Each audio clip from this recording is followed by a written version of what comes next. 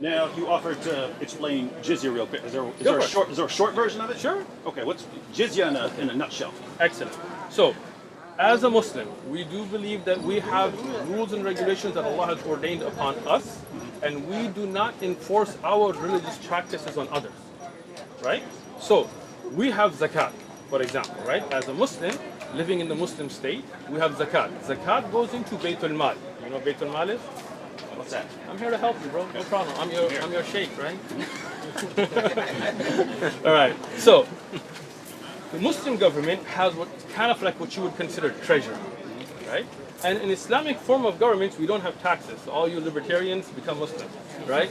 So what we do have is we have zakat that comes in from Muslims. That is a religious obligation. And that goes into Baytul Mal. And there are certain categories of people and projects that goes toward, which are lined out in the Quran and the entire books of stuff on it. Now, we don't enforce that on non-Muslims, right? Like here in America, for example, you pay taxes, I pay taxes, right? But as under a Muslim Khilafah, we don't have taxes. How does the government get that revenue? From Muslims, they get it through zakat. If we were to enforce zakat on non-Muslims, then this would be putting a religious obligation on Muslims on them, and we don't want to infringe on their religious rights. So they have jizya. Jizya is only given when they enjoy benefits from the Islamic government, meaning protection, police service, whatever else. Well, you look confused, all up in the sky. I'm thinking about what you just said. Ponder upon it, bro. I got you. So jizya is their paying into the Islamic government's functions for the services they receive. For example, in America, you pay taxes, right? I don't know which state you're in, depending how much taxes you pay, but in California, we pay a lot of taxes, right? But the government says, hey, you pay your taxes, we give you police service, we give you roads, we give you the military, we give you these protections, right? Now, as a non-Muslim living under Muslim rule, you will get those benefits, and as you get those benefits, you will pay into the system, okay? Now, if we didn't, then it would be a hardship that would be borne only by the Muslims who would be paying zakat, and non-Muslims would not be paying into the government's functions. Right?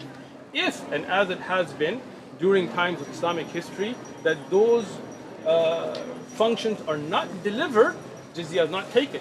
There have been times, like during the time of Umar ibn Khattab, where jizya was returned. Right?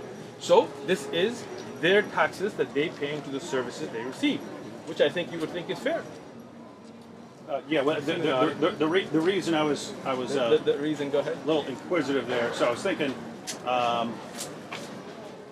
So Muhammad said, "My livelihood is under the shade of my spear, and he who disobeys my orders will be humiliated by paying jizya."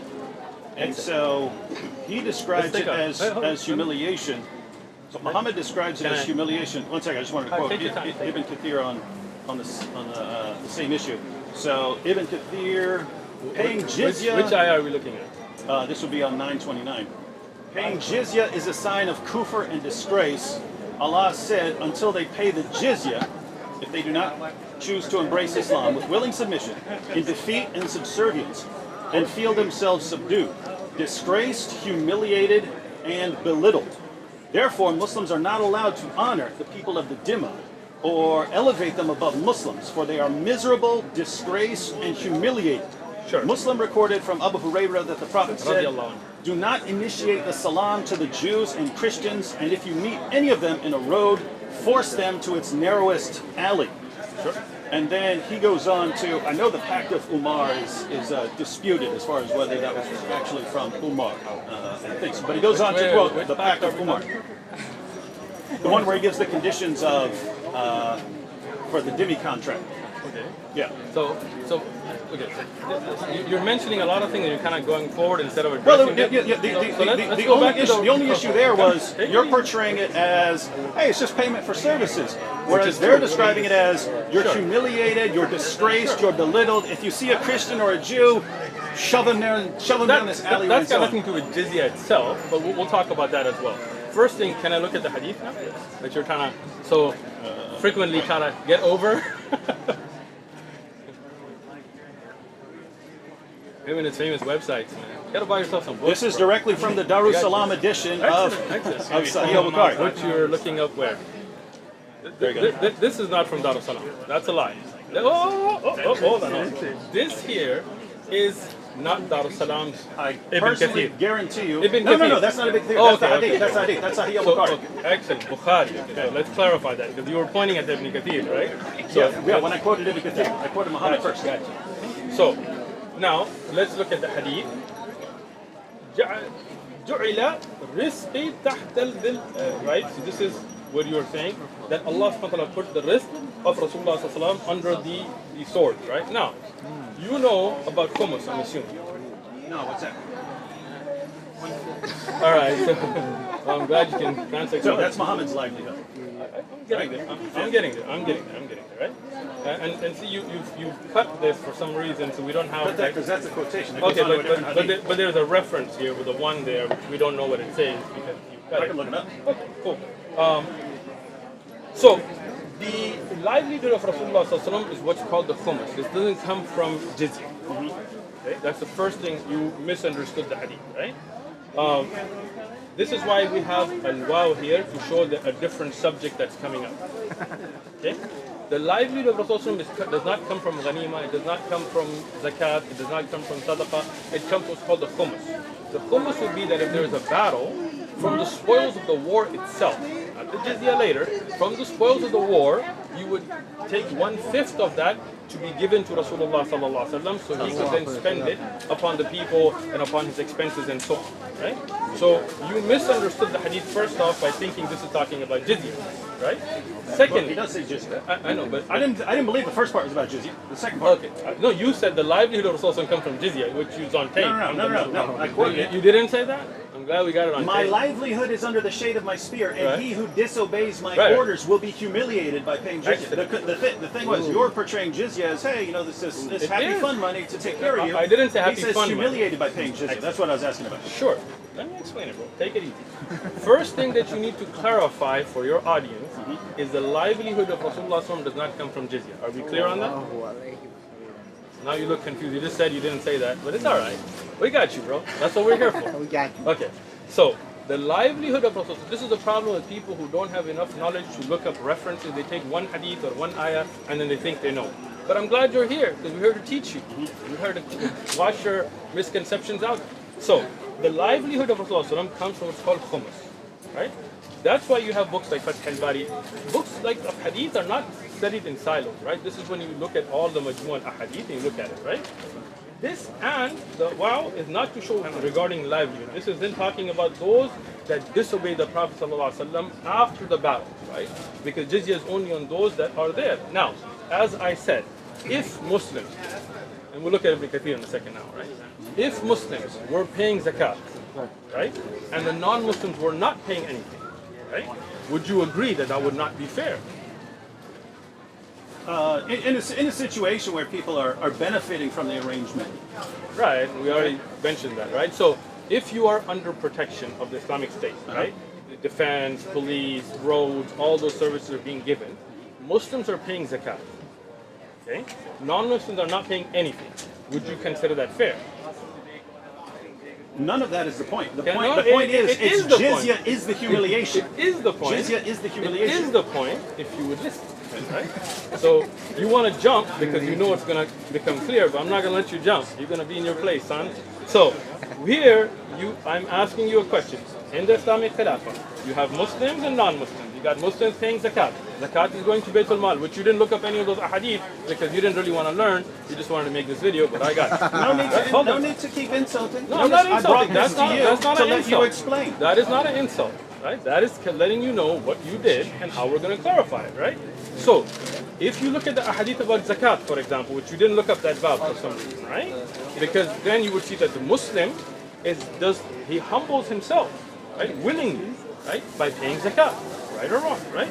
So when you pay zakat, and that money goes into the system, and then from yatam and masakin and even non-Muslims that you can give zakat to as you look at the conditions given in the Quran, and a non-Muslim living there in that society is not paying any of that. Would you find that to be fair? No, you should be required to. Excellent. Again, Excellent. None of that's the issue. Excellent. It is the issue. It's the humiliation It is the issue if You wouldn't say that Muslims are humiliated by paying zakat. I would say that we are humbled but willing. Humiliated. I'm explaining. There's a difference, right? If I pay taxes willingly, right, then I am humbled by having to pay taxes. If I choose not to and the government forces me to pay taxes, I am humiliated by them forcefully taking it from me. Correct? Yeah, I got you. So, when you're living in a Muslim Khilafah and the Muslim pays zakat willingly, right? They humble themselves. If not, and this is where you're missing, right? In the time of Abu Bakr radiallahu anhu, when the Muslims stopped paying zakat, you know about this? Son, you don't watch my videos. Wait. You don't watch my videos. Go over that again? In the time of Abu Bakr radiallahu anhu. Oh, okay, yeah. When there was the apostasy wars. So there was a Ridda they war said- against Musaylim al-Kadhab, but that was a different issue. They refused to But- pay zakat, and No. Abu Bakr said, if they refuse to give me even a rope that they used to give Muhammad, I'm coming to fight. We will humiliate them by taking it from them. Right?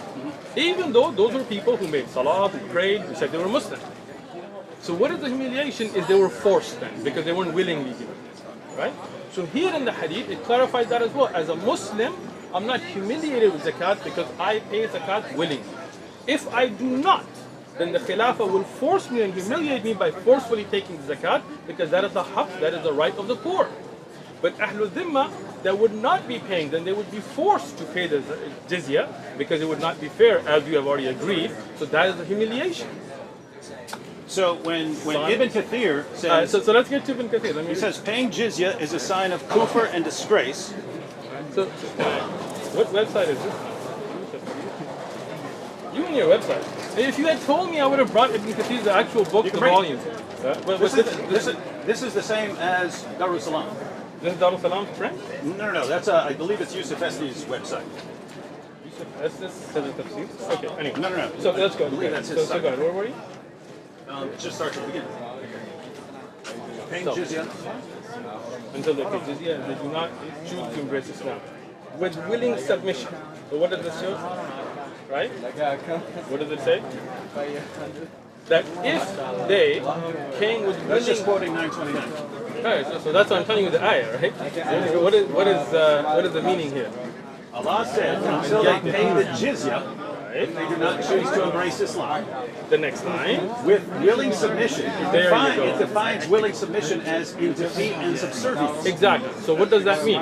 If you are not going to be willingly submitting, then you will be defeated and no doubt made subservient. That's a humiliation, is it not? That's not what that's saying at all. Okay, so can you read? He's commenting. He's commenting. Read the word Okay. instead of giving your interpretation. You're not Ibn Kathir. Okay. Paying jizya is a sign of kufr and disgrace. He You doesn't say. skipped it. He doesn't, I started at the very beginning. Paying jizya. This is not from Ibn Kathir. This is your ignorance again. May Allah give you some knowledge. This is an example because Darul Salam will have the exact same thing. You would say it's not in there. Not. Here is Darul Salam, right? What I'm trying to explain to you, these are titles that have been put in that are not in the actual Tafsir Ibn Kathir. Okay? They have them right there. Those are the titles. That's what I'm trying to. This is. If you get Tafsir Ibn Kathir, Ibn Kathir does not put these in. Okay? These are put in to give you an idea of where you are. Okay? So that's not the words of Ibn Kathir. I have Tafsir Ibn Kathir in many different prints. I have scans of manuscript. I'm just trying to help you understand.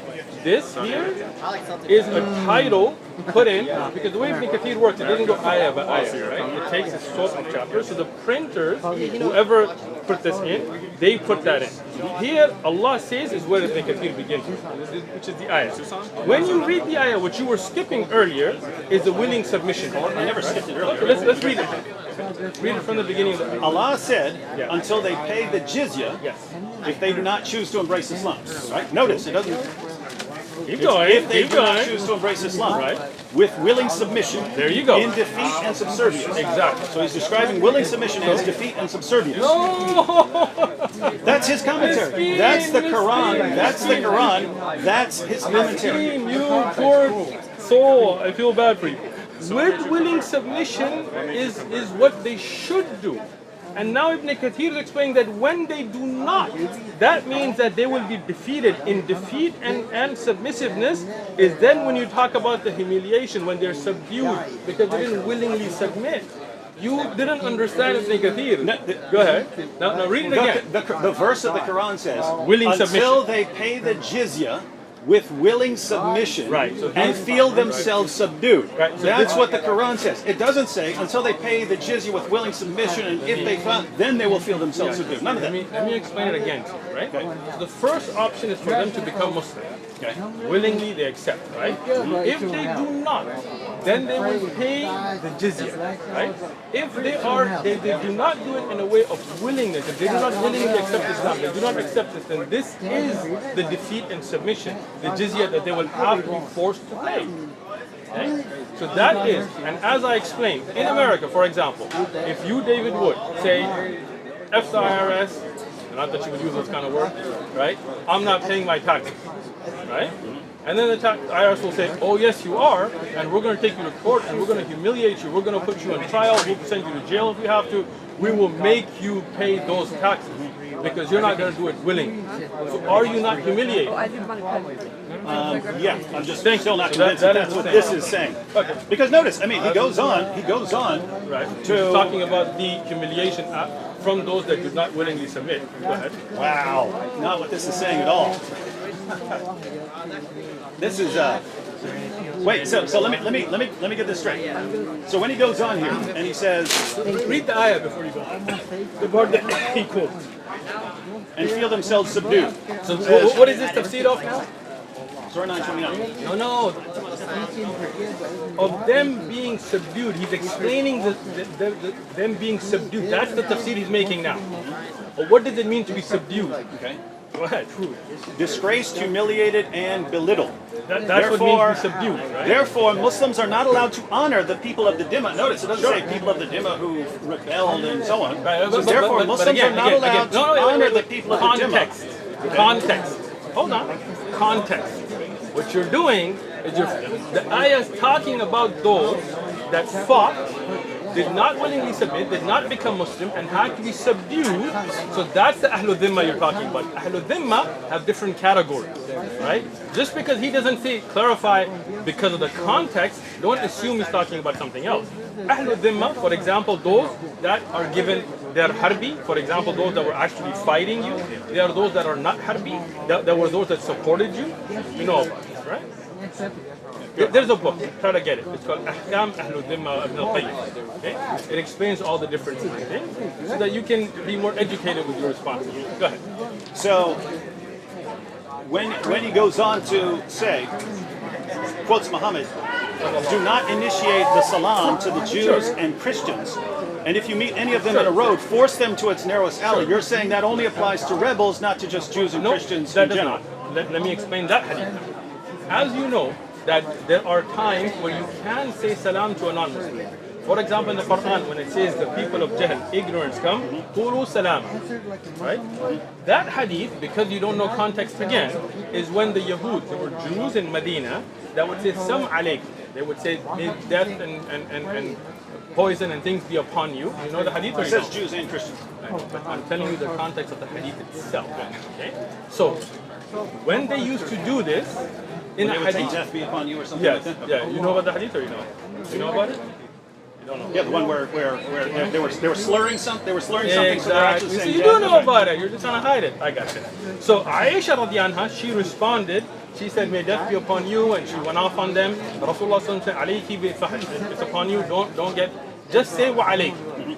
Don't initiate the salam, because when you do, then they may respond to you with something that is disgraceful, right? So just tell them wa alaykum. Don't say wa alaykum as-salam. Don't get upset. In Tafsir Ibn Kathir, for example, or in Fath al-Bari, there are different opinions among scholars. Some of them said, if the dhimmi is such, or a person, that they do not curse you, you are allowed to initiate the salam. Other ulama said, no, because of the fear of that changing things, you should keep the salam for the Muslim. This is the greeting for Muslims, which I agree with, right? And if a non-Muslim does greet you, you say wa alaykum. If you tell me salam alaykum, I will say wa alaykum. If you wish peace for me, I will wish it for you. If you wish death for me, then Even I'll if I say were a dhimmi. You don't. I just told you. I just told you the hadith in its full context. Miskeen, right? like you get proven wrong all these times, but I'm just clarifying. I want your version of Islam on record. It's not my version. It is. I didn't make up the hadith for Uthman. You look up the hadith, right? What Rasul says, "Qul wa alaykum." Say, what do you say? Wa alaykum. So even as a dhimmi, you're not a dhimmi because you're not living in the Khilaf anyway, but as a non-Muslim, if you come to me and you say Assalamu alaikum with good intent, I will say Wa alaikum. If you wish salam for me, I wish salam for you. But if you try to curse me with those words, then I will say Wa alaikum, and whatever you wish for me will come back to you. What about the hadith where Ibn Umar, someone gives him the salam, he says salam, and then he goes away, and then it was told to him that was a Jew or something like this, and he comes back and he says, "Give me back my greeting." Show it to me. I'll have to look it up. Then look it up, and then we'll look at it. Okay. All right. Because context, you've already proven that you always take things out of context. Maybe out of mistake. I'm not saying about it intentionally.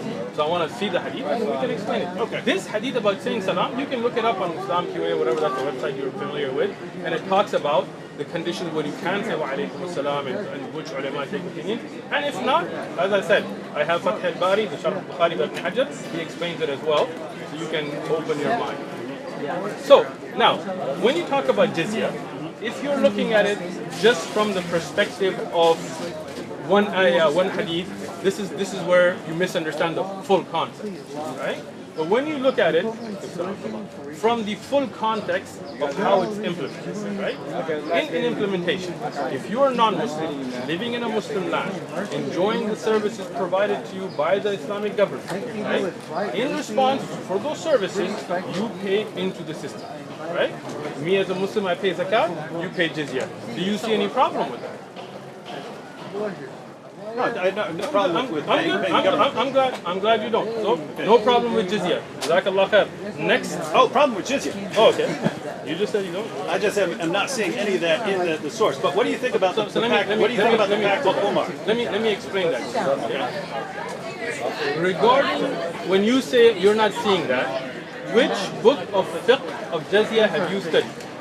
I'm just talking about the passage here. I'm explaining. If you can't understand, if you go to the Quran and you can't understand it, and you go to the commentary and you can't understand it, and you go to the Hadith and you can't understand it, it just seems like this is not able to be understood. I got you.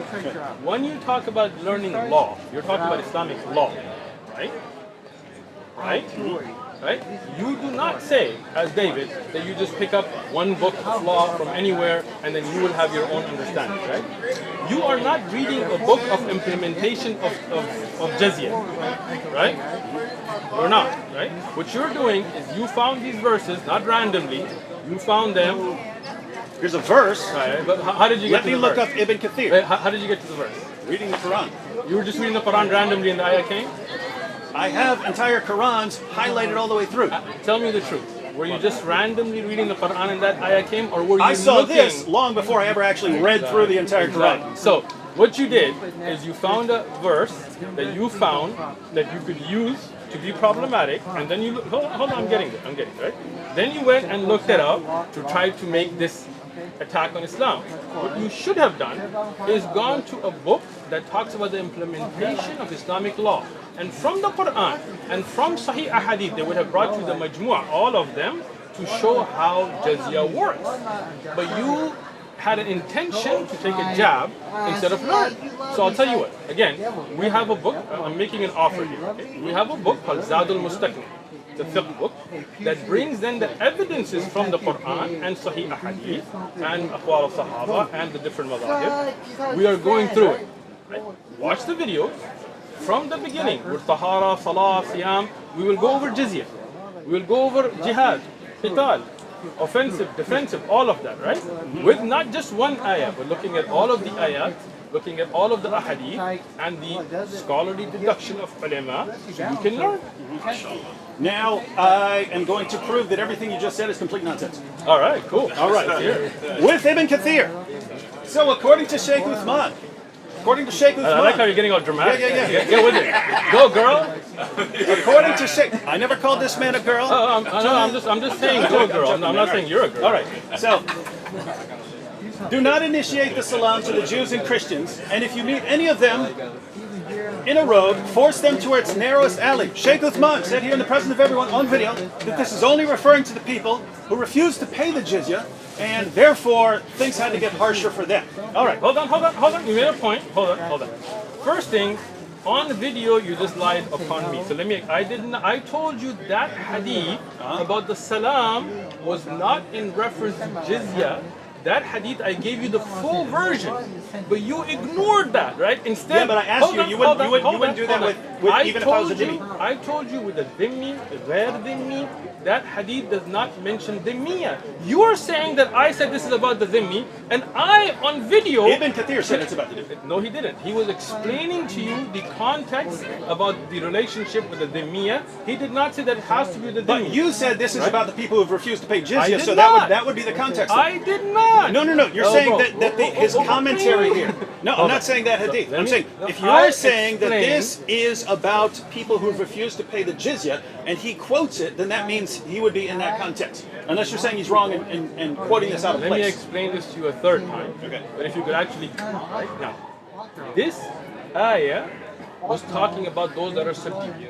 Okay. Past that, Ibn Kathir is giving you general context. Okay. Right? All Now, I made it very clear that this hadith was not about a dhimmiya, but general, and I gave you the reference about the hadith of Aisha radiyallahu anha, Yeah. and you ignored that. I'm fine with that. No, I got that. I thought you were also applying it. I stand corrected, but Ibn Kathir is still going to correct you here. That few minutes of him saying that he's going to destroy everything I said, he We didn't stands get to it. corrected. We didn't even get to it. All right. Get to it, bro. This is why the leader of the faithful, Umar bin al-Khattab, may Allah be pleased with him, demanded his well-known conditions be met by the Christians. These conditions that ensured their continued humiliation, degradation, and disgrace. So ongoing humiliation, degradation, and disgrace. The scholars of Hadith narrated from Abdur Rahman that he said, I recorded for Umar bin al-Khattab, may Allah be pleased with him, in terms of the treaty of peace he conducted with the Christians of Asham.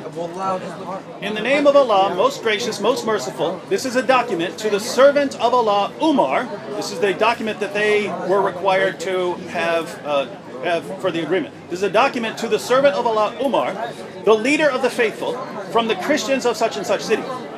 When you Muslims came to us, we requested safety for ourselves, children, property, and followers of our religion. So they're requesting safety.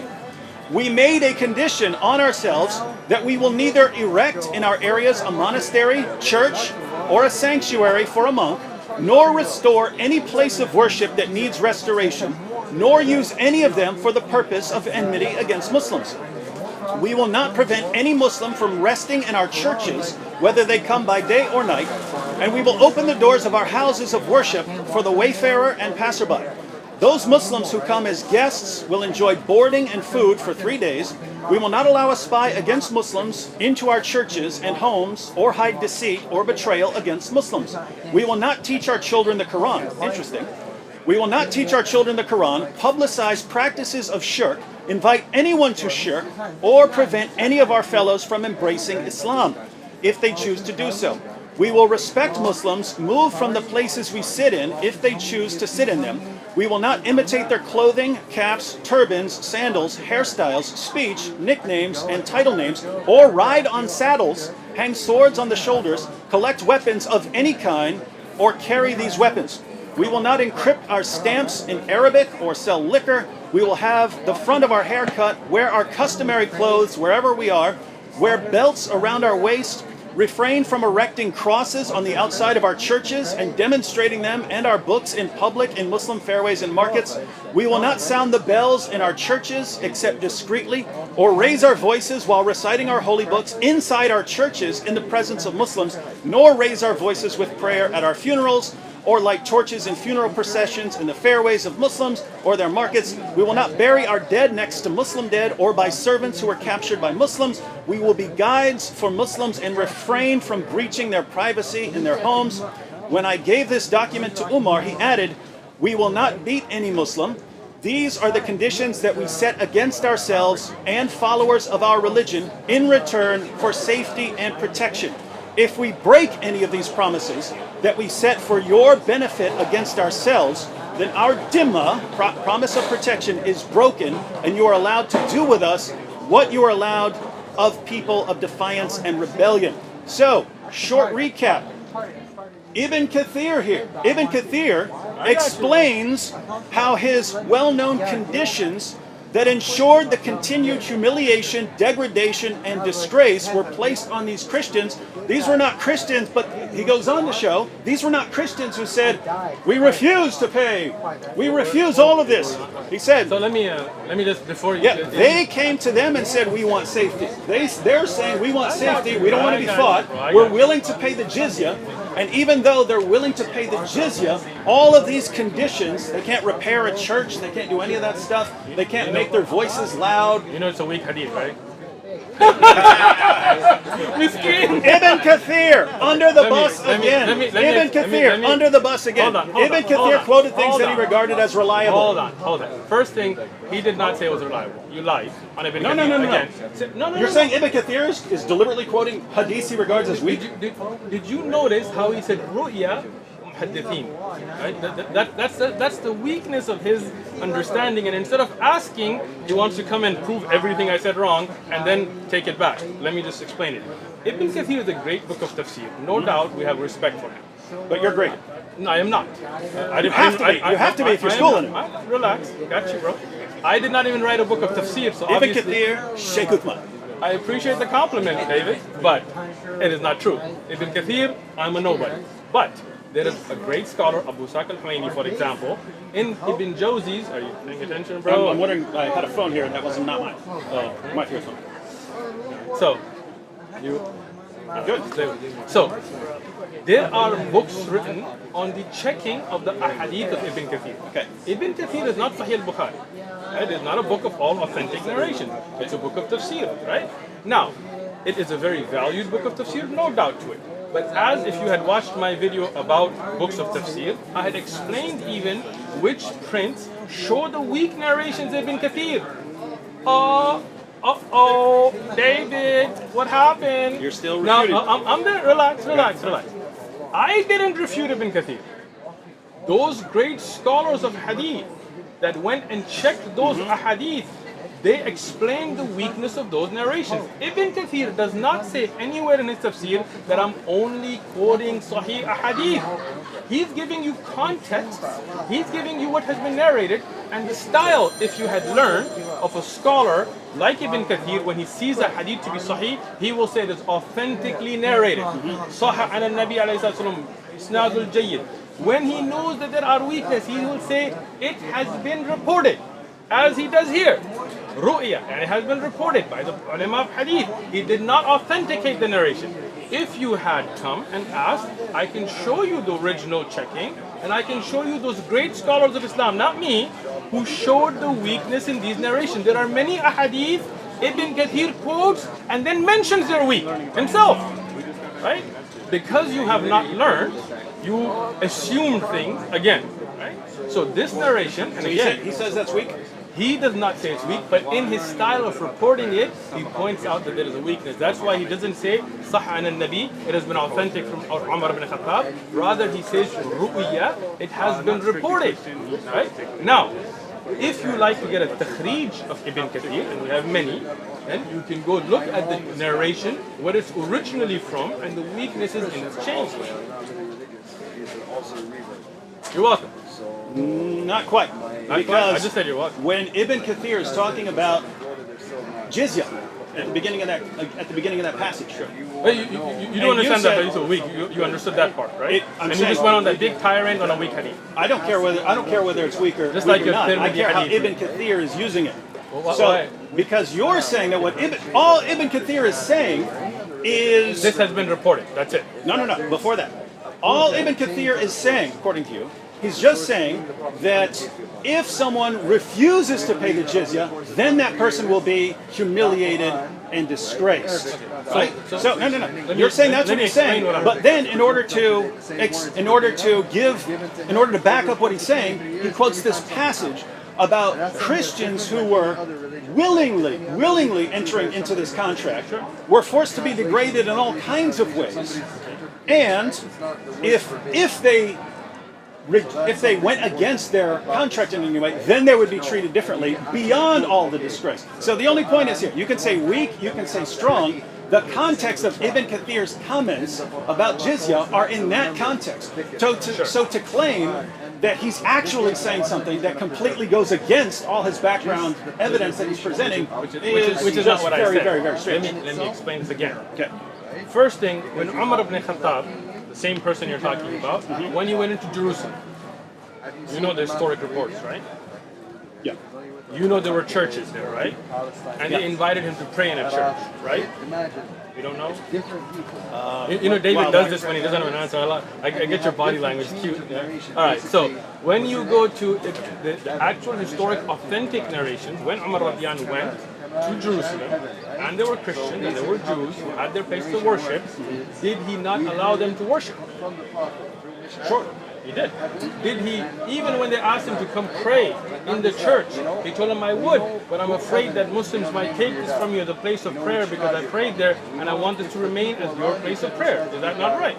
Nothing to do with what we're talking about. It is. I'm not talking about Umar, I'm talking about Ibn Kathir. It is. So what I'm explaining is, Ibn Kathir, like any other mufassir, he mentions an ayah and he gives you that which has context, including authentic and including that which is weak. Right? And that is why when we want to study how to implement fiqh, we don't go to Ibn Kathir, right? We go to books of fiqh because you are stuck on one ayah. There are many ayahs, there are many ahadith, and then those books of fiqh look at all of them and they look at the different and they say, okay, this has been reported from a weak chain. What we know from an authentic chain, this is what Umar radiallahu anhu did. That's how we bring implementation. But the problem is you don't want to know about how jizya really works. You just want to take jabs. Go ahead.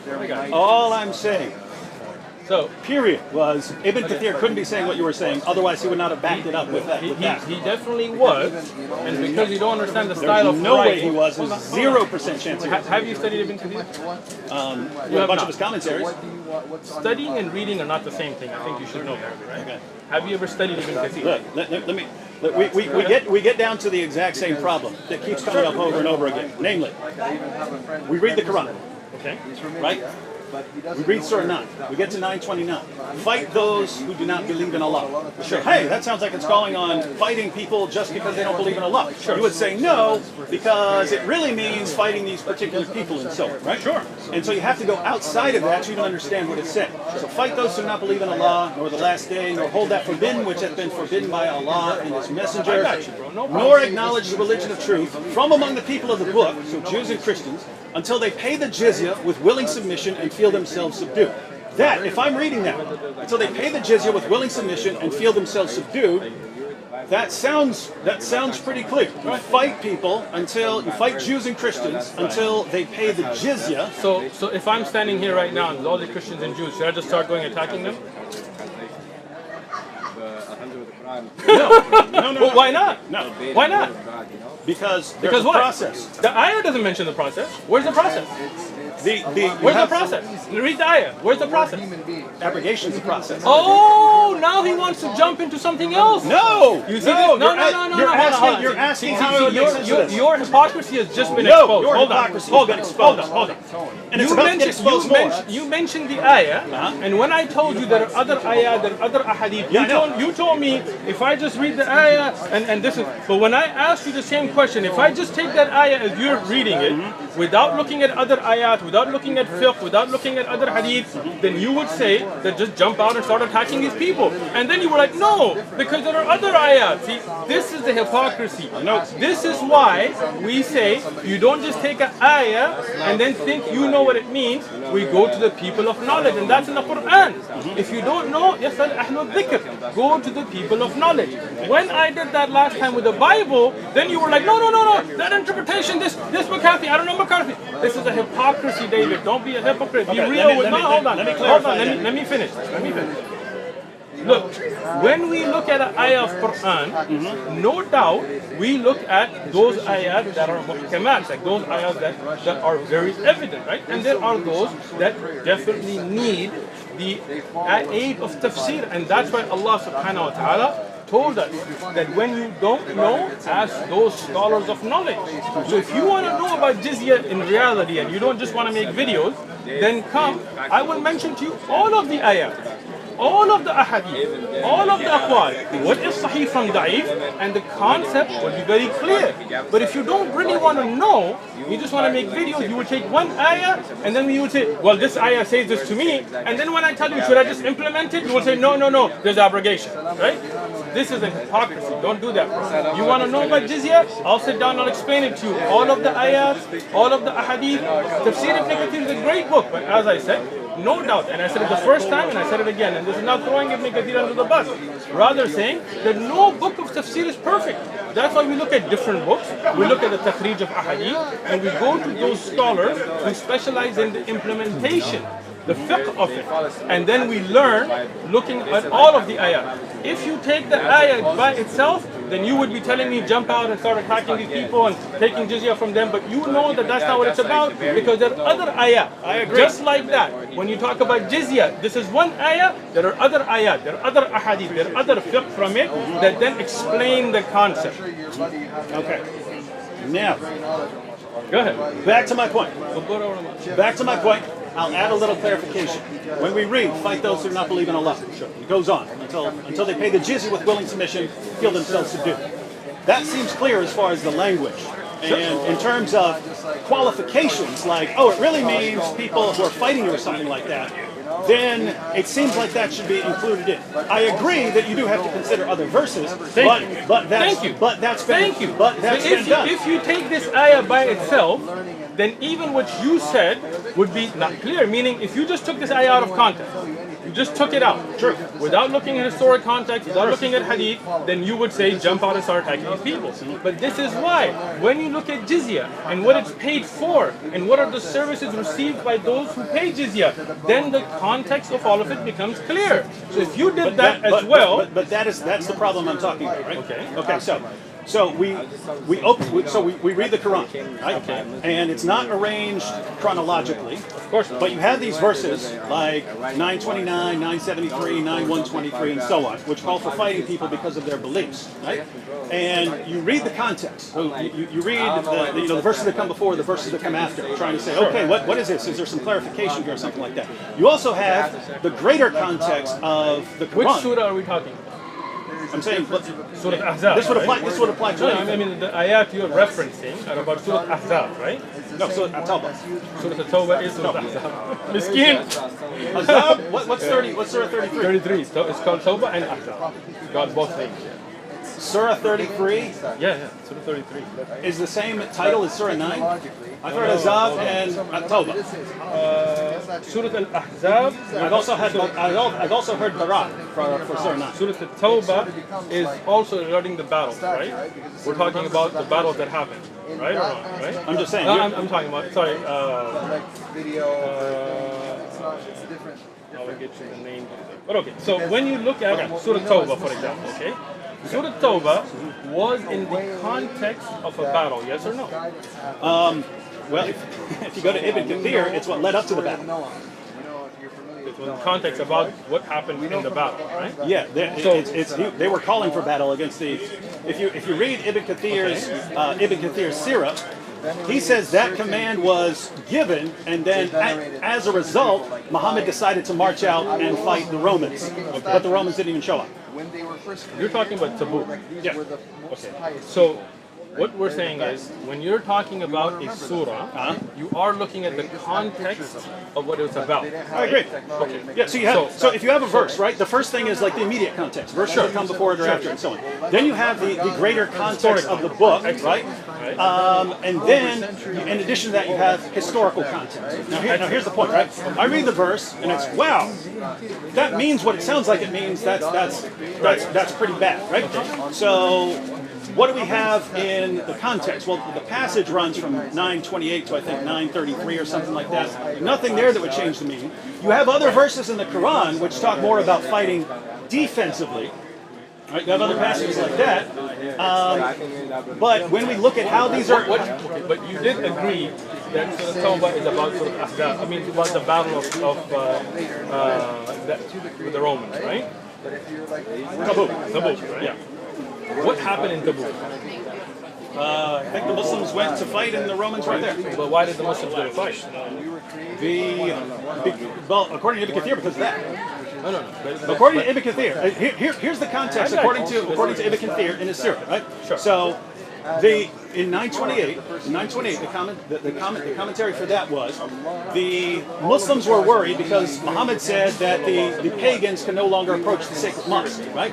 And it says that the Quraysh became concerned that this was going to hinder their profits from trade.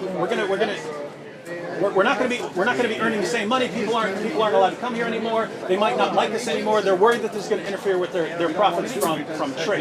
You're talking about the Quraysh. That's not 28. Mecca. Yeah, that's after conquering Mecca. So after they convert. So now they're worried that this is going to interfere with the profits from trade. So Allah says that He can still enrich them.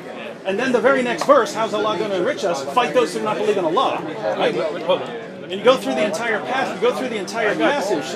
It's we're fighting these people to make money off of them. And at the end of it, he says, therefore, Muhammad marched towards Tabuk to fight the Romans. Let me explain that to you again.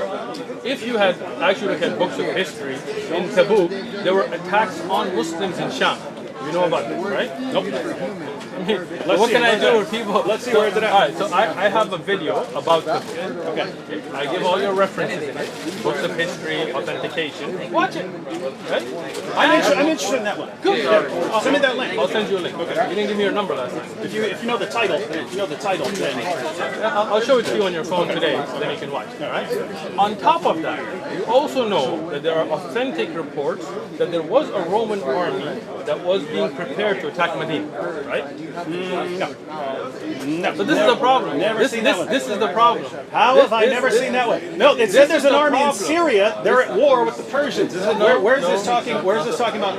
Where does it say they were planning to attack Medina? So if you like Ibn Kathir so much, get Bidayah wa Nihaya.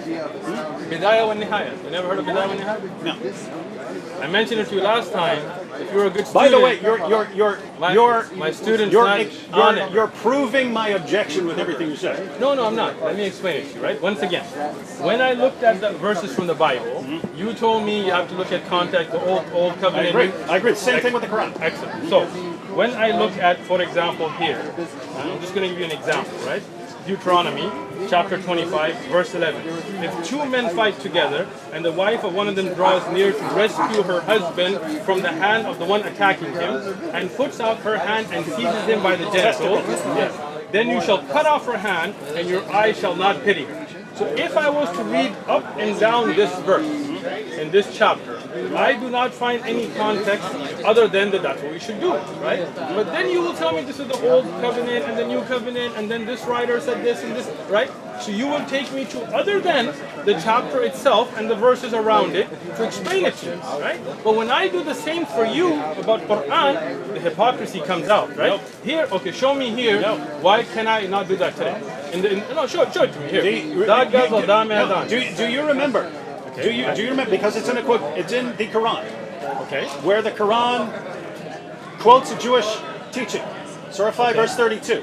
Okay. If anyone kills a man, except for certain things, that is not it's a Jewish teaching. It's as if he killed him. It's in the Talmud. It's in the Talmud. If it's a Jewish teaching. You can say that is definitely a Jewish teaching. Let me explain it. In the Mishnah Sanhedrin, chapter 4. Can I explain? Okay. Look, I let you speak. You let me speak. That's the way it works, right?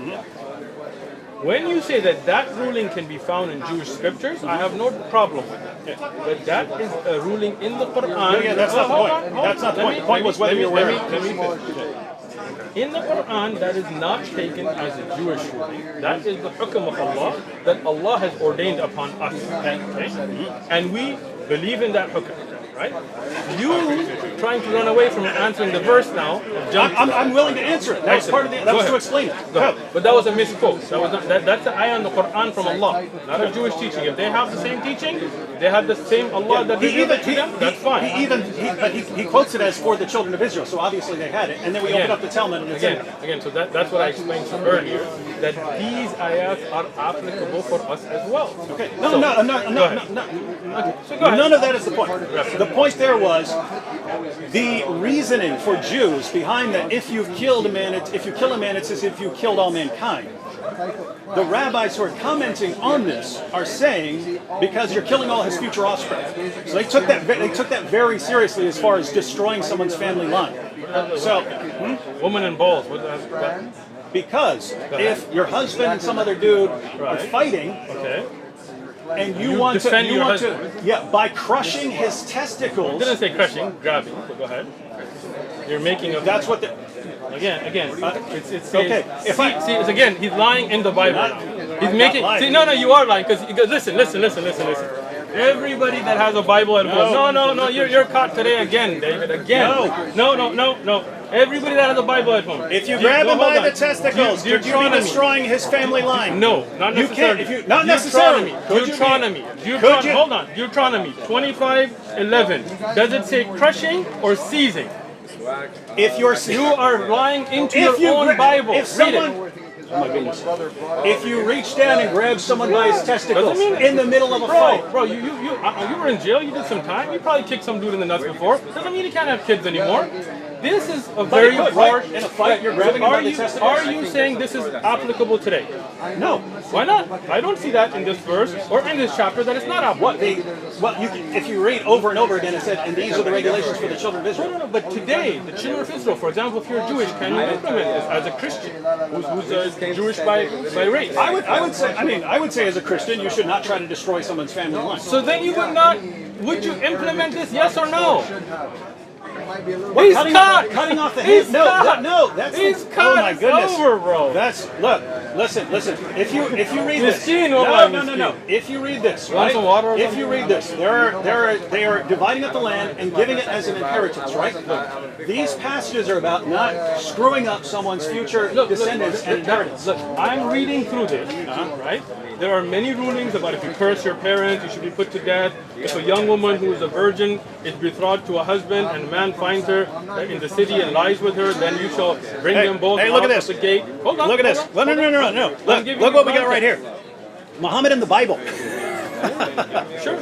You have Shaykh Uthman here. Let me give you all these messed up. You're trying to jump. No. I think it's amazing. Jump. No. You jump to this. This is the same verse. You're saying this should not be implemented. You're saying this should not be implemented, but you're defending.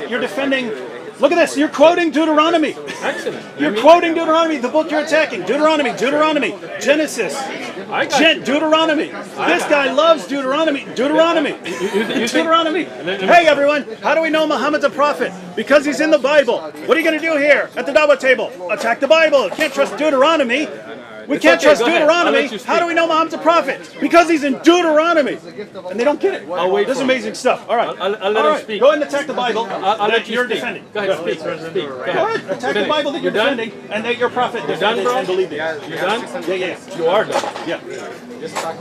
Muhammad in the Bible. He thinks my name is Dr. Jamal Badawi. You're distributing the tracts. You don't believe in them? You don't believe in the tracts? I believe in them, but I didn't write it, so don't think that I wrote it. Now hold on. Let me explain this to you now. Go ahead. It's in Spanish.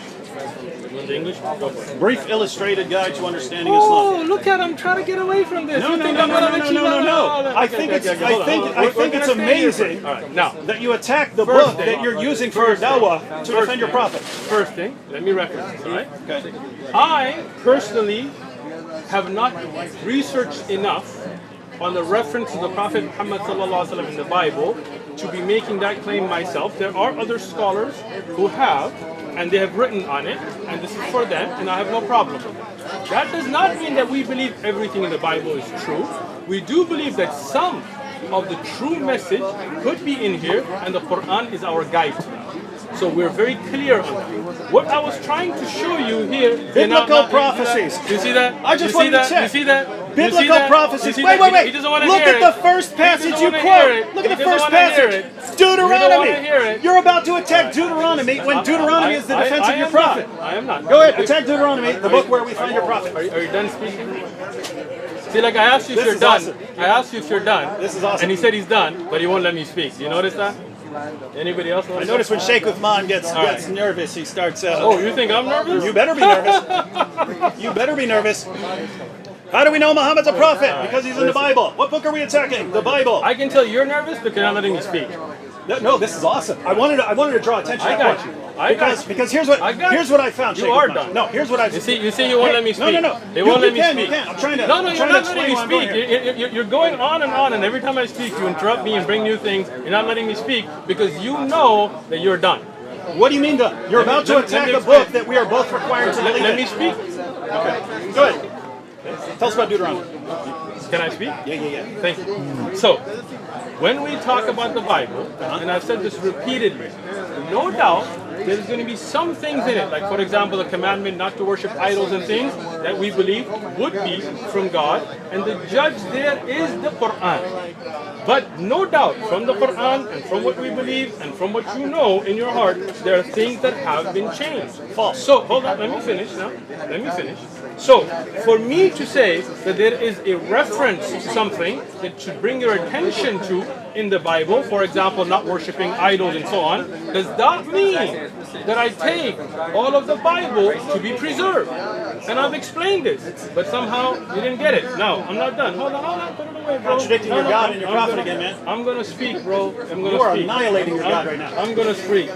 Nobody can align my God. Right? Now, the reason you're jumping here is because you're caught. Now, you're here in the verses, in the context that we're looking at. I'm not attacking these. All I asked you as a Christian is, should we implement these today? They are in the Bible, that if two men fight and a woman seizes, not crushes, the balls of another, protecting her husband's life, her hand should be cut off and no eye should pity her. But you couldn't answer that, so you try to jump. I said no. It should not. Well, be why implemented. not? We're not under that law system. But where does it say that in the verses?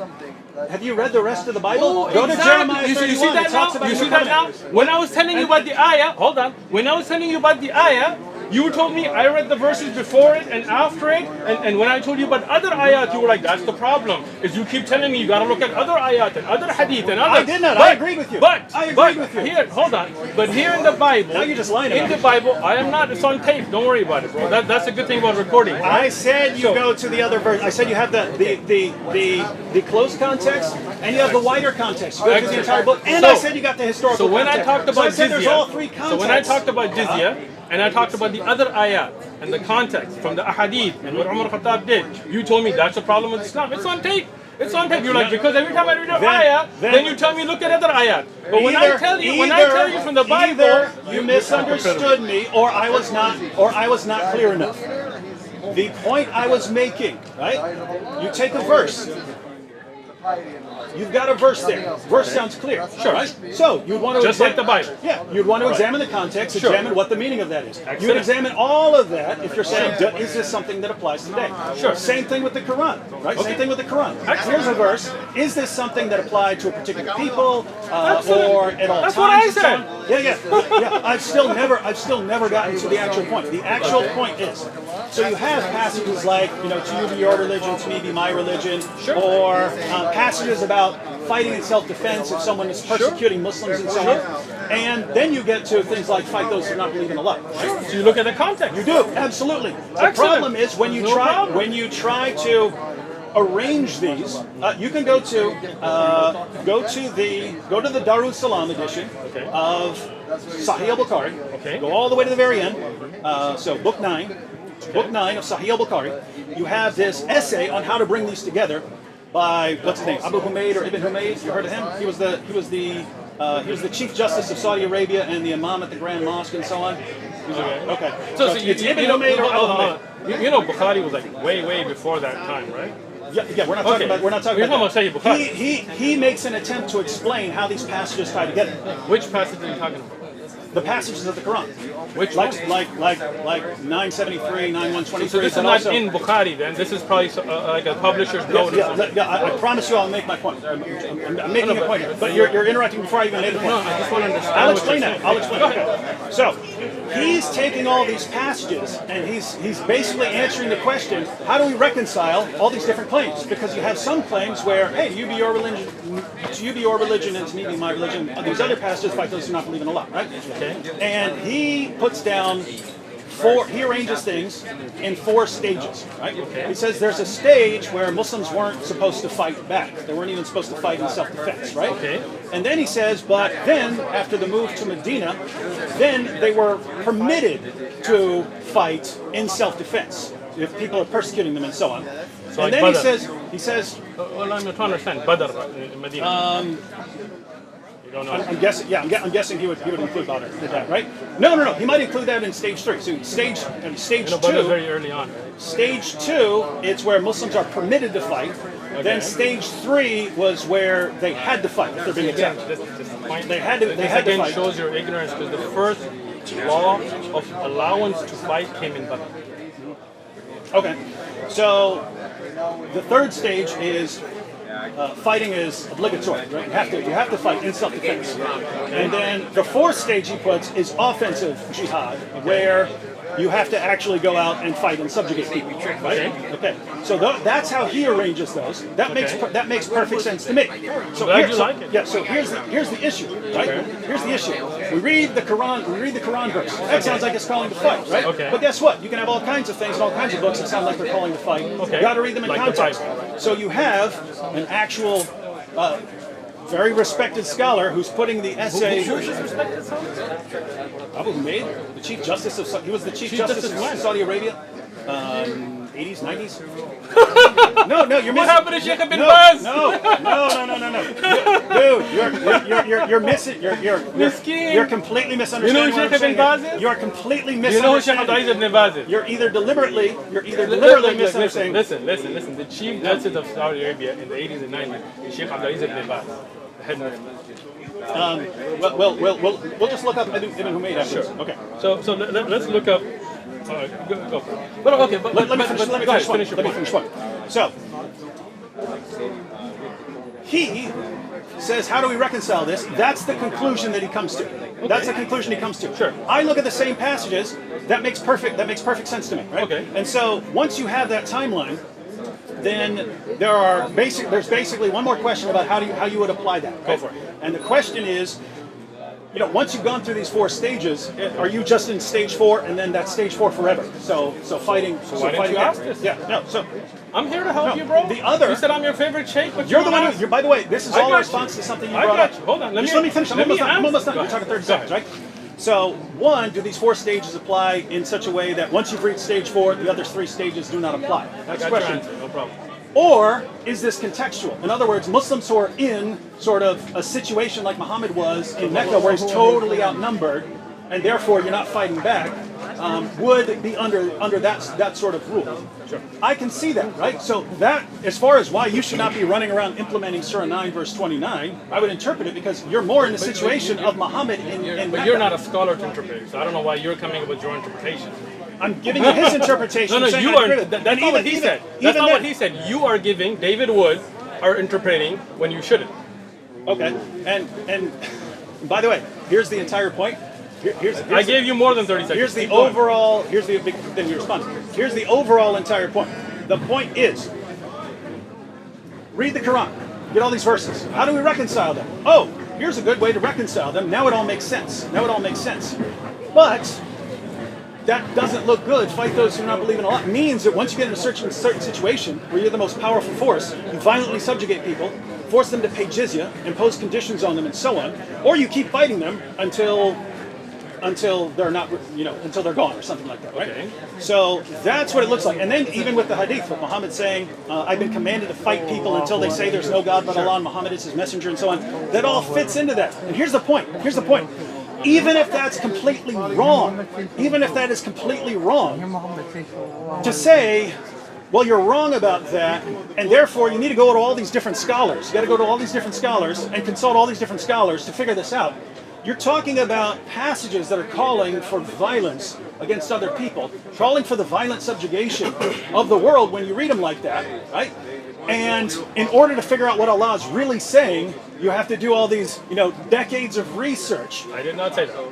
So the problem is, which we always come back to, the Quran claims to be clear. The Quran claims to be clear. We open it. Well, we got some problem on understanding these verses. How do we reconcile them? Well, you reconcile them in a way that constantly escalates the violence. And if that's wrong, how do you know what you're supposed to do? Well, you're supposed to spend a lot of time going to all these scholars, but that means that it's just not clear. So we're not talking about reading the context or reading the entire book. You have to go outside of the book, and then when you get to the hadith, then you have to go to the outside of the hadith, and you have to go to all these scholars. But that is a lot of work to understand who I'm supposed to kill and who I'm not supposed to kill. You know what I mean? Are you done? I'm done. You are done. Now, as I said, you know that I'm not nervous because I let you speak respectfully. And you know you are nervous because you keep interrupting me. So let's see if you interrupt me now. Let's try it now, right? So, now, as I told you from the beginning, the Quran clearly tells you, if you don't know, يَسْأَلُ أَهْلُ الذِّكْرِ, ask those who know. I didn't tell you you have to go and do tens and years of research. All you got to do is go to somebody who is learned, who is scholarly, who has knowledge, and say, Sheikh, I read this ayah, I read this hadith, what is the context? How do we implement it? What verse is that? Hold on. No, just what verse is that? Everybody knows the ayah. No, what verse is that? Look up the ayah. إِن كُنتُمْ لَا تَعْلَمُونَ يَسْأَلُ أَهْلُ الذِّكْرِ. I was thinking 21:7. Hang on. Okay, so can I finish now? I just want to make sure that you're presenting that correctly. Yo. But you can go ahead. I'm just going to look it Bring up. the ayah. If you don't know, ask those who know. We memorize the ayat, we don't really look at it. So can I continue, or is your nervousness not letting me speak? No. Right, I just want to make sure. So as I said earlier, and I continued saying, and you're still not listening, that the Quran gives you the solution from all this confusion, which is, when you don't know something, you don't have to go and study yourself for 10 and 15, 20. I never said that. You put that in my mouth. What I said is you go to the people of knowledge and ask them. So not to Allah. Of course, Allah subhanahu wa ta'ala ordered you to do that. Right? So just like when I asked you about the Bible, you told me read the rest of the Bible, and you told me that this covenant was explained by this, and this by this, and this scholar said this.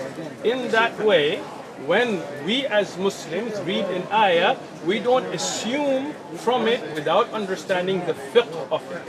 Okay?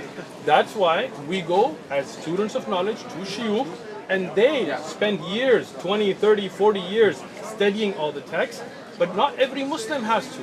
Rather, when you go to the scholars, they, having dedicated that life, will explain to you the answer in 2 minutes.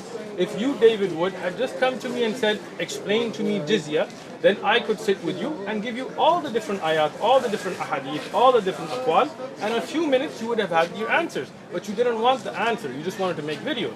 If you wanted to know about fighting in Islam, we have whole abwab, whole chapters on jihad and qital, that bring all those verses and all those ahadith that explain what's nasikh, what's mansukh, what's early, what's later, right? So that's not an issue. What you're doing is, instead of looking at the fiqh, the implementation, you're trying to go to these verses. And you are not looking at these verses randomly. You are getting these in order to attack, and then you're digging from there. You wouldn't do that, right? I got you. I would not. You would not go to the Bible and use verses to attack, right? Again, once again. By the way, is it, hold on. No, I just want to know, is that the verse you were quoting? With the ask those who possess the message. So the dhikr. Yeah. The dhikr. That's the one you're quoting? Yes. Well, this is talking about. Isn't this talking about Christians and Jews? It is not. Before thee, also the messengers. You see how he's trying to change the subject now? No. I think this is important. Can I finish what I'm saying, and then I'll explain the ayah to you? Okay, go ahead. Go ahead. Thank you. And this is the Yusuf Ali translation. Seriously? You use the Yusuf Ali translation? You don't like it? Yusuf Ali was Ismaili, you know that, right? I believe Hilleli Khan actually says this is talking about Jews and Christians here. Or he says the previous scriptures. Right, so get Hilleli Khan? Get Hilali. I mean, here, look at Mustafa Khattab here. Bring it up here. 21:7. Whose phone is this? I have no idea. Go ahead. Finish the point. So, let's get back to the I point. can listen and When look up you a talk about the 4 stages that you're speaking about, which is not in Sahih al-Bukhari itself, you're talking about somebody's commentaries. I know. Right? It's how he's making sense of all of this. Sure. So let me explain this to you. No doubt there was a time when fighting was forbidden, right? And then a time came when fighting was allowed, right? And then the time came that fighting was implemented against certain situations. But if you want to know whether these are stages that cannot go backwards and cannot reconcile between the stages, then the easy thing is to see how the Prophet ﷺ dealt with it. Are there Christians and Jews and tribes that Rasulullah ﷺ continue to have treaties with? Are there those that the Khulafa in the time of Abu Bakr and Umar and Uthman, Ali radiallahu anhum, continue to have trade with, for example from Sham, and they were not being attacked, right? And are those, like in Tabuk for example, where they were attacked, and what was the context of what was going on when they were attacked? What are the rules and regulations of difa'? For example, are you paying attention to what I'm saying, or you're just I'm paying attention. smirking away, right? In difa', I'm smirking, but I'm listening. when you are attacked, for example, there is no need for an amir, right? You defend yourself. But offensive jihad, one of the conditions is that you have to have an amir, a Muslim leader that unites and brings the Muslims together for offensive jihad, right? So, if you're in a time where you don't have such an amir, you cannot initiate an offensive jihad, right? Even though you are past the 4th stage. You understand what I'm saying? For offensive jihad, there are different rulings, different amounts of time to give, certain conditions that are done. And even in that time, there is the ability for the Khalifa to make pacts with people, peace treaties with people. Understand? If you look at Abbasiyya and Umayyah and others, they made treaties with other... I'm not objecting, just clarification. Do you believe there can be another caliph now? Why not? Okay, just asking. Why couldn't they? Yeah, I don't want to sidetrack, but how would that happen? Would that be like scholars decide on one? I mean, or not just something? scholars, but the Muslim Ummah would come and give bay'ah to a person, and you know, as a consensus to come with one leadership. And we hope Allah will give us a Khalifa soon. Okay, so now do you understand about the 4 stages, or you just didn't pay attention to that part? I understand completely. I just Okay, good. disagree, and it wasn't really my point. What did you disagree with when I said? The point I'm making. If I were to go to, I'm really confused about these passages. Let me go to a scholar. Yeah, right. go ahead. What if the scholar tells me, yeah, you have these 4 stages, and once you reach stage 4, then there's this. Sure. I go to a different scholar, and he says, what? That's nonsense. What are you talking about? Easy answer for you. Just like a Christian. If I went to a Christian preacher and he told me that God made people in His image, and that's why God was white, and black people aren't a part of God, and whatever, or the Christian pastor here in California that was saying that the pulse shooting was a good thing and gays should be shot and so on. As a Christian, he may be a pastor, but you would say, does that come in line with what he's presenting from the biblical scriptures? So we as Muslims say, Zin bil kitab wa sunnah. Oh, no, listen now, bro. No, when a scholar gives you... You just reached the problem. When a scholar gives you clear evidences from the Quran and Sahih Ahadith, then that's a scholar you should follow. When a scholar misinterprets Quran and you can see the evidence is being presented, but I'll give you an example. Let's say a scholar tells you, light this guy on fire, right? And I tell you, David, don't do it, bro, because Rasulullah ﷺ forbid punishing with the fire, right? So now, which scholar are you going to Allah is listen the one to? who punishes with fire. Right? True. Yeah. So now, which scholar should you listen to? The one who can back it up. There you go. But that means it comes down to the sources. The problem is when we're reading the sources. Of course, but the difference is the scholar understands the different sources, different ayat, and brings them together to explain it to you. You, David Wood, are just Googling one ayat, not understanding the rest, and trying to make your own interpretation. You're acting like this is me. You're acting like this is me. When I'm so for example, in this Surah 21 verse 7, right? So you got Yusuf Ali. Before the apostles we sent were but men. Yeah. I'm giving that as an example. Before the apostles we sent were but men, to whom we granted inspiration. If you realize this not, ask of those who possess the message. Then you read the Hilali Khan, and we sent not before you, O Muhammad, but men to whom we inspired. So ask the people of the reminder, the scriptures, the Torah and the gospel, if you do not know. So anyway, here's the point. This is this is Hillelian Khan, and they're saying what this verse is talking about is asking Jews and Christians who have their book. Sure, right? I got you. So if it's not, that's the point. If it's not what that means, who in the world am I supposed to listen to here? Let me tell you. Okay, good. Is Hilali or Yusuf Ali your person you have asked? No, It is not. Yeah, got them right there. you just Googled it, right? No, They're not- I went to their translation. It's right there. Yeah, you Googled it, right? You I looked didn't. it up. I did not Google it at all. Okay, so you looked it up on the internet, right? Yeah, This that's is what not, it says in the Quran. Pull it This out. is not asking a teacher. This is you, again, going in, looking at one verse and thinking you understand it, right? If you had asked a scholar, then I would have told you, or I'm a student of knowledge, but a scholar would have told you that this ayah, in the explanation from the Sahaba themselves who were there, explained that no doubt that the people of Scripture had a knowledge about Rasulullah sallallahu alaihi wasallam, and that's why many of them became Muslim. But this ayah is applicable for us as well, and that's why Allah subhanahu wa ta'ala used the word dhikr. You know what dhikr means? Reminder. Right, but what is dhikr in the Quran? Inna anzalnahu. Right there, it applied to the earlier scriptures. But this is the Quran making tafsir of the Quran, if you understand, right? The word dhikr has been used for the Quran itself. And for the Torah and the Gospel. Right? Exactly. Okay. Why? Because part of the wahi. Right? So under that, the Quran and what is preserved, if we had, from the earlier scriptures, the hadith that is a part of the wahi, those scholars that are well versed in the dhikr, then they are the ones you should ask. So today, if you go to a scholar who is well versed in the Quran, in the hadith, then this ayah is as applicable to us as it was to those that I was talking about earlier, that if you knew, then you should have looked at the scriptures which mention the Prophet ﷺ and accepted it, right? But this ayah is not nasikh or mansukh. Right? This is where the muhkam, the ability to give hukam, continues. Now, if you ask a scholar today who is well versed in the dhikr, in the Quran, in the hadith, then they can give you references and explain the concept. No problem, it's very easy. But instead of going to that route, I want to look up this ayah and think that I know what it means. I want to look up this hadith, whether it's strong or weak, and think what it means. Why not just come and say, hey, I want to understand the concept of jizya from a fiqh perspective. So looking at all of the ayat, looking at all of the hadith, the research that we've already put in, sit down and explain it to you. But you don't want the answer, right? It doesn't work at all. Why does it not work? Because I come to you. Explain this to me. I get a different explanation from the one that I get from Ibn Kathir.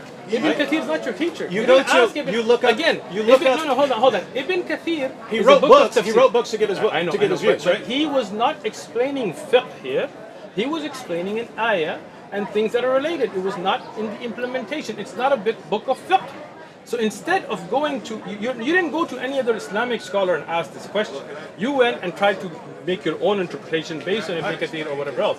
Here, You brought it up. I gave you the answer, right? I gave you the other ayat, other ahadith, but then you didn't like that. You want to continue to make your videos, right? But what I'm Because- saying is, why not come and ask?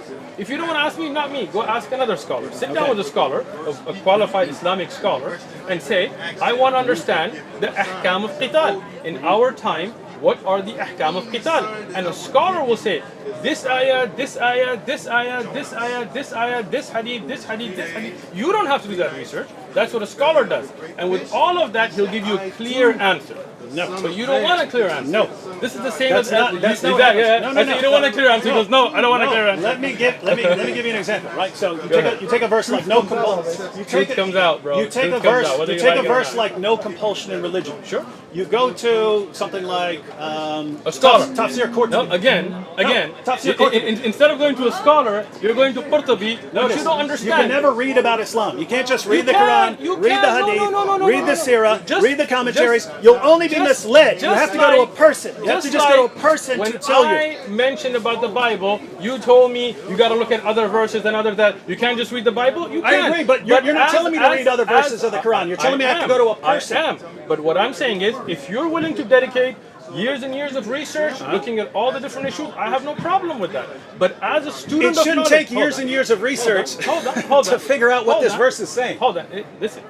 You're talking about a whole system of life.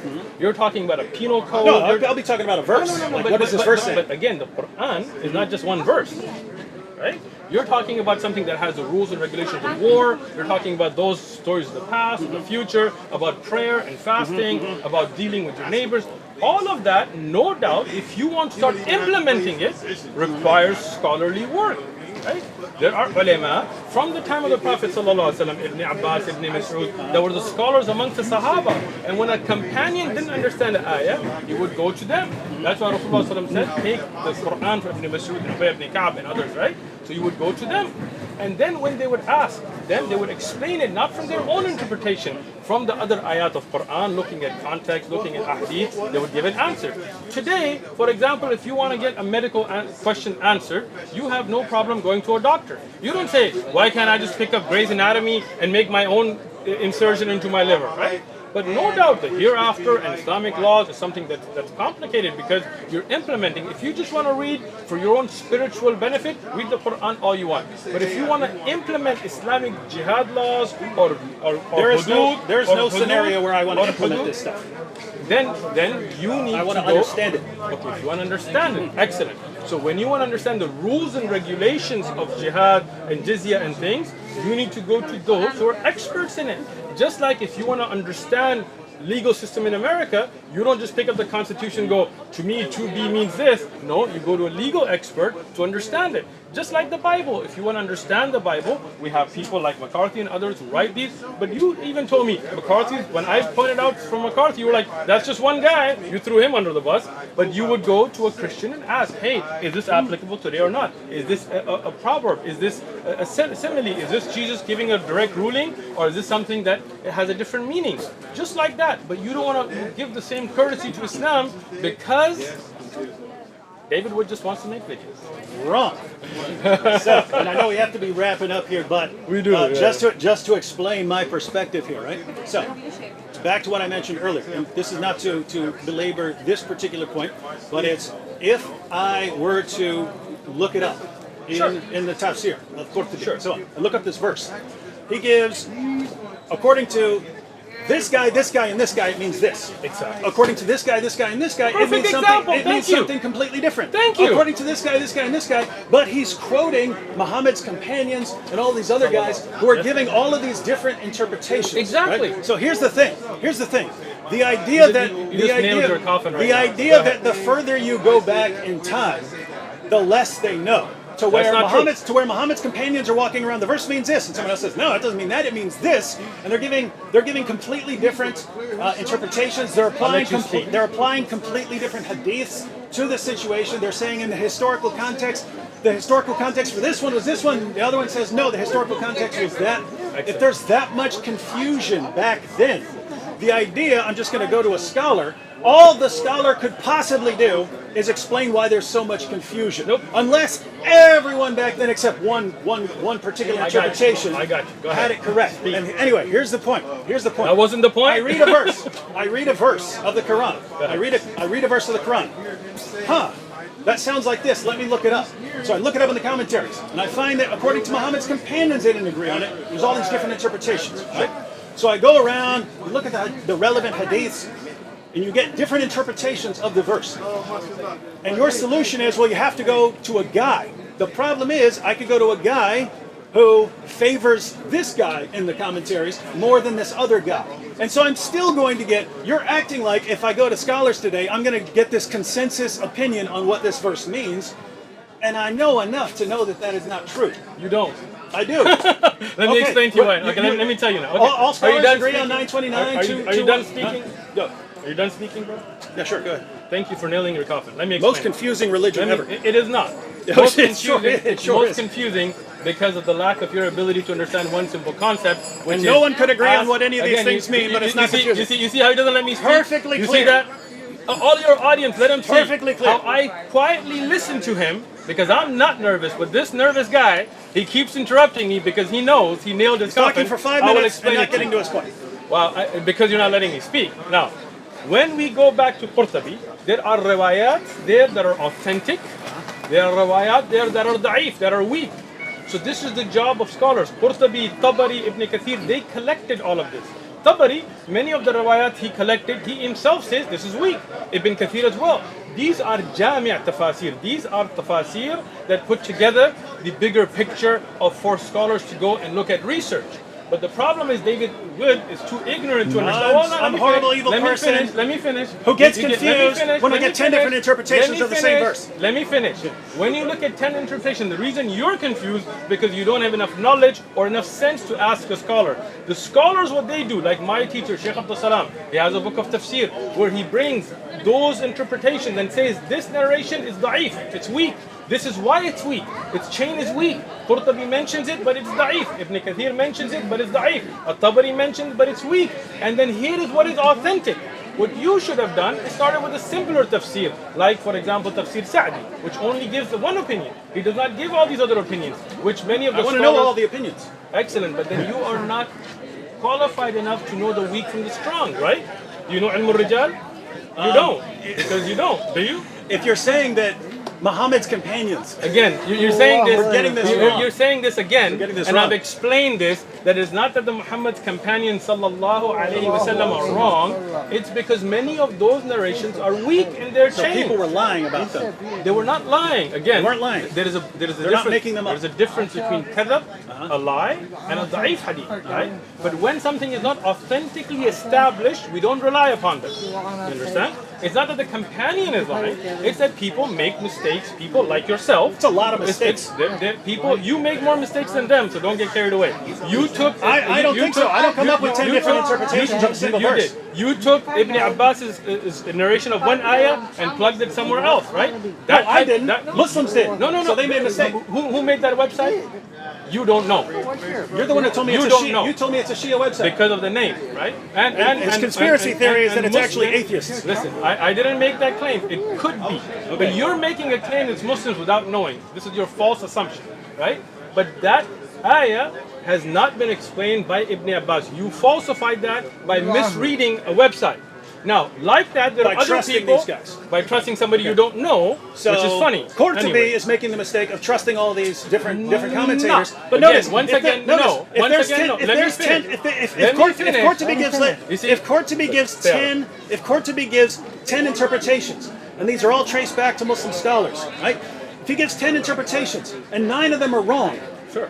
that means but- that the false information and the mistakes are massively outnumbering. Let me explain this again. truth. When there are 10 narrations, there will not be 10 different opinions. It will be one will say, for example, it's Makki, one will say it's Madni. One will say this is for this ayah, this is for this ayah, right?